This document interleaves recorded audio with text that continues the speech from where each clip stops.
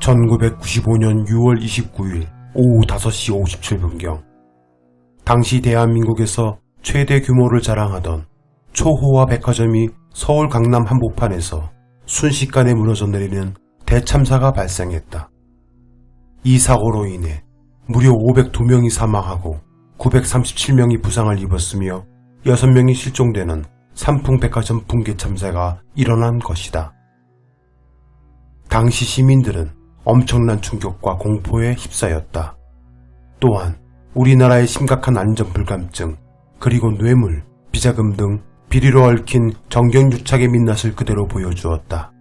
삼풍백화점 건물은 본래 서초동 삼풍아파트 대단지의 아파트 종합상가로 설계되었었다.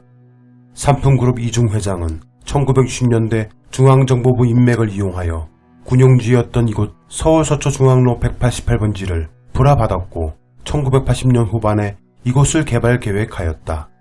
이준 회장은 당시 해당 부지를 차지하고 있던 외인 주택단지를 모두 철거하고 대규모 아파트 단지와 백화점을 건설하기로 하였다.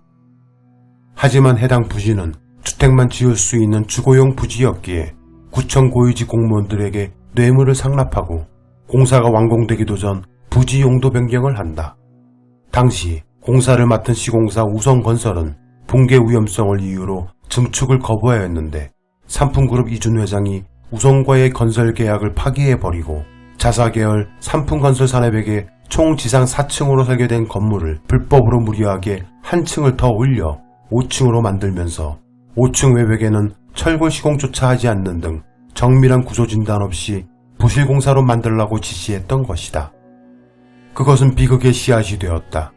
삼풍그룹 이름을 딴 삼풍백화점은 1989년 12월 개업 당시 소공동 롯데백화점에 이어 전국 2위에 해당하는 규모였으며 각종 명품 브랜드를 대거 입점시키며 초호화 쇼핑몰 컨셉으로 출발했다.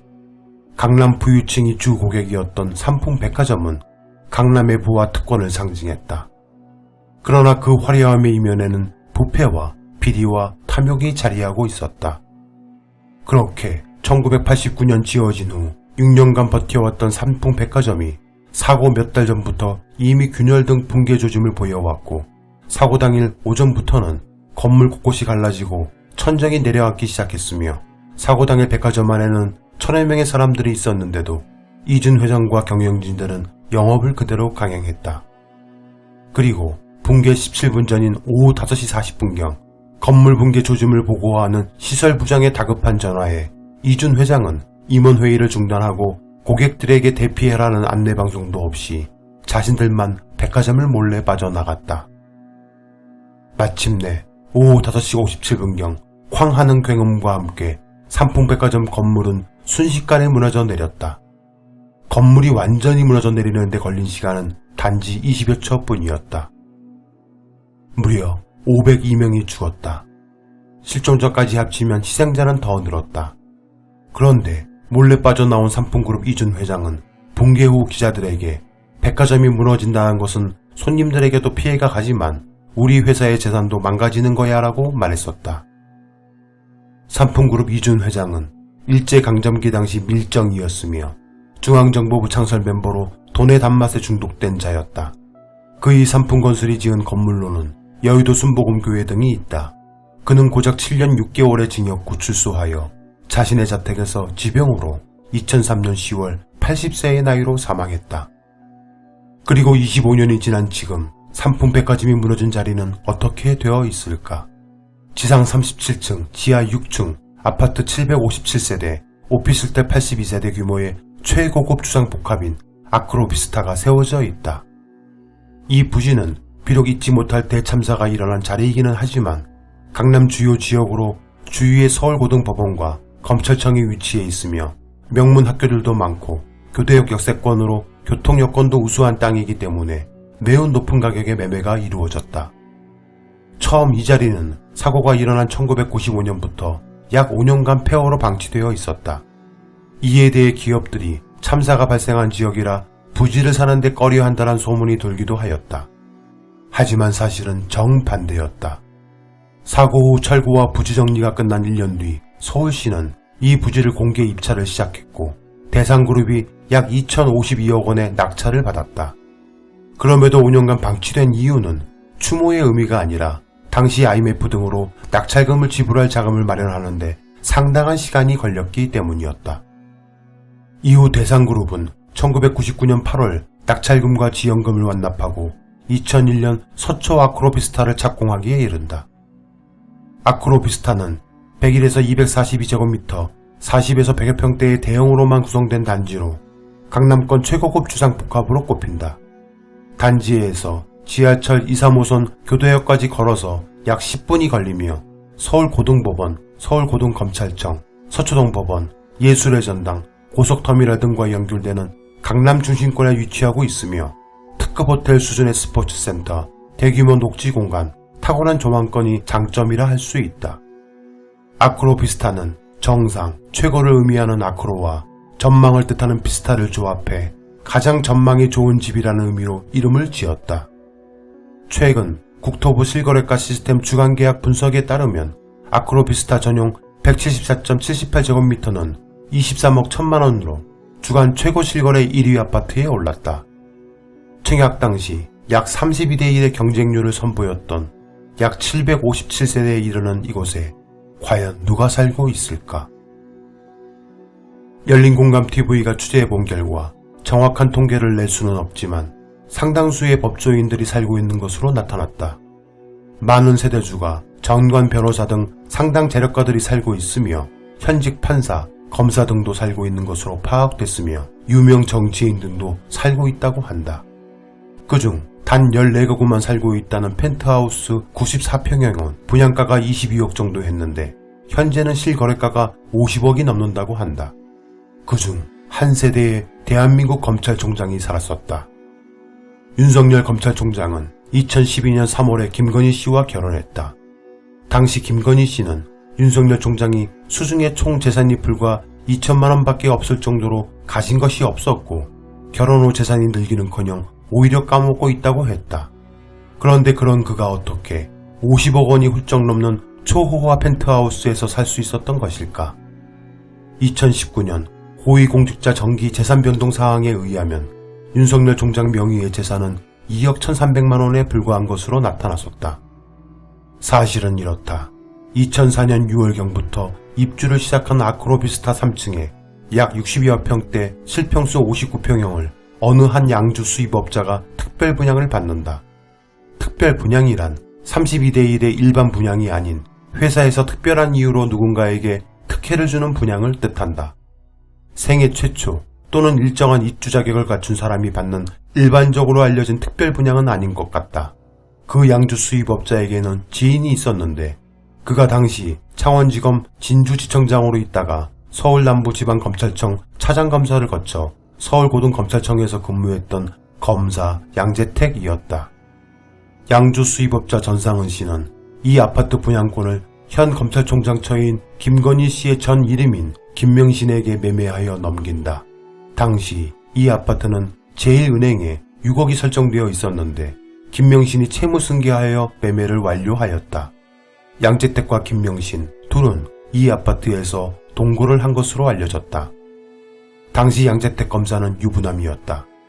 처와 자녀는 해외에 살고 있었는데 본처에게 석연찮은 해외 송금을 여러 차례 한 것이 나타났는데 김명신의 엄마이며 현 검찰총장 윤석열의 장모인 최은순 씨가 거액을 송금한 것으로 드러났다. 당시 윤 총장 장모 최은순 씨는 정대택 씨와의 송사로 분쟁 중이었다. 이 일로 사건을 유리하게 끌고 가기 위한 뇌물성이 아닌가 하는 합리적 의심을 받았다. 정대택 씨는 최은순, 김명신, 양재택 3인을 2008년 10월경 뇌물 공여 및 뇌물수수 등으로 형사 고소했다. 그러나 2010년 증거불충분 불기소 처리됐다. 알선수재죄는 공소시효가 도과됐고 변호사법으로는 공소장이 없다란 이유와 직무 관련성이 직접적으로 없다란 이례적인 이유로 모조리 기각되었다. 외화송금서까지 모두 증거로 제출하였음에도 사건은 덮였다. 2008년에 고소한 사건이 무려 2년이나 지난 2010년까지 끌고 가면서 모조리 항곡기각 불기소 처분했던 것이다. 항곡기각 이후에는 양재택 검사의 해외 체류 중인 처와 자녀들에게 생활비 및 학자금 용도로 지인관계로서 단순 금전 거래를 한 것으로 판단했다. 그러나 양재택 검사는 KBS 창이란 프로그램에서 아들 치료비 명목으로 송금을 부탁했었다고 말했다. 이 사건 항곡기각 당시는 김명신 씨가 양재택 검사가 해당 사건 등 여러 가지 일로 검사 옷을 벗자 당시 대검찰청 중수과장이었던 윤석열 검사와 동거를 할 때였다. 어떻게 이런 일이 가능한지 이번 대검 국감에서 국회의원들은 해당 사건에 대해 철저하게 규명해 줄 것을 촉구한다. 여하간 김명신 씨는 2008년 10월에 김건희로 개명을 하였다. 어떤 이유에서인지 삼성전자가 양재택 검사와 동거했던 이 아파트를 약 7억 전세권 설정해준다. 그리고 김명신에게 김건희로 개명한 그녀와 윤석열 검사는 삼성전자가 전세권 설정해준 돈 7억과 본인 돈 1억 5천을 보태 같은 아파트 17층 펜트하우스에 8억 5천의 전세로 들어간다. 아크로비스타 펜트하우스는 총 14가구만 사는 최고급 럭셔리 아파트이며 분양가만 22억이었고 현재 실거래가는 약 50억에 달한다. 2008년 당시 전세가만도 20억 가까이 하던 펜트하우스를 어떻게 8억 5천의 전세로 들어가 살 수 있었던 것일까? 아무리 이해해보려 해도 무엇인가 합당하고 타당성 있는 계산이 되질 않는다. 윤석열 검사는 결혼 후 1년 뒤인 2013년 중앙지검 특수부장으로 근무한 지 6개월 만에 여주지청장으로 이동됐다. 고위공직자가 어떠한 조건의 성사를 조건으로 청탁을 받고 일이 완료된 후 뇌물을 받기로 했다면 일이 진행되는 기간 동안 꾸준히 과다신고를 해야 서류상으로 갑자기 재산이 엄청나게 늘어나는 일을 막을 수 있기 때문에 이 부분을 방지하기 위해 재산 과다신고를 막는 규정이 있는 것인데 하필 2013년에 부인 김건희 씨는 아파트를 구입하면서 4억 5천만 원을 담보대출받았는데 이 채무를 신고하지 않아서 결과적으로 과다신고한 것으로 드러나기도 했었다. 그리고 언제인지는 정확히 알 수 없으나 2014년 대구고검, 2016년 대전고검을 거쳐 최순실 등 민간인에 의한 국정농단 의혹 사건 규명을 위한 특별검사실 수사팀장으로 화려하게 복귀할 즈음 이들 부부는 아크로비스타 3층 본래의 집으로 다시 내려간다. 양재택 검사와 동거했었던 바로 그 아파트에서 현재까지 윤석열 김건희 부부는 살고 있는 것이다. 윤석열 검사는 이곳에서 서울중앙지검 검사장을 거쳐 제43대 검찰총장에 오른다. 아크로비스타에는 현직 고위 검사, 판사 등이 살고 있다. 그리고 주민들로 500대 기업 대표이사 및 임원들도 많이 살고 있는 것으로 알려져 있다. 그중 검사의 봉급은 2019년 개정 검사 월급표에 의하면 검찰총장에 해당하는 18호봉쯤 되어야 월급이 817만원 정도이다. 검사 평균 10호봉 월급은 약 600만원 정도인 것으로 나타났다. 그들이 순수 월급만으로 매매가 20여억 원이 훌쩍 넘는 이 아파트에 살려면 한 푼도 쓰지 않고 꼬박 30년을 모아야 하는 것이다. 낡고 오래된 강남권 아파트를 구매하고 자신은 초호화 대형 아파트에 전세로 살며 부동산 3법 등으로 최대 수혜자 중 한 명으로 꼽히고 있는 국힘당 주호영 원내대표도 2009년 아크로비스타 165제곱미터 50평형대에서 전세를 살다 6년 뒤 용산 대우월드마크로 거처를 옮기기도 하였다. 삼풍백화점이 무너지고 지은 아크로비스타는 500여 명의 원원이 자주 목격된다는 괴담이 끊이지 않는 곳이기도 하다. 삼풍백화점 붕괴 후 이 부지에 공원 등을 조성해 참사 희생자들에 대한 추모 장소가 되어야 한다는 여론도 많았지만 상업적 가치가 높은 부지를 당시 서울시는 그냥 포기할 수 없었던 모양이다.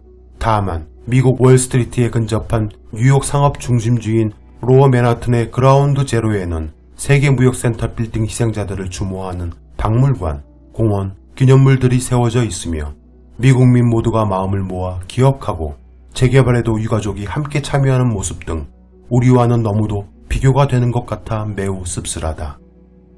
삼풍백화점 붕괴로 아직도 시신조차 찾지 못한 6명의 실종자가 있다. 아크로비스타에는 누가 살고 있는 것일까?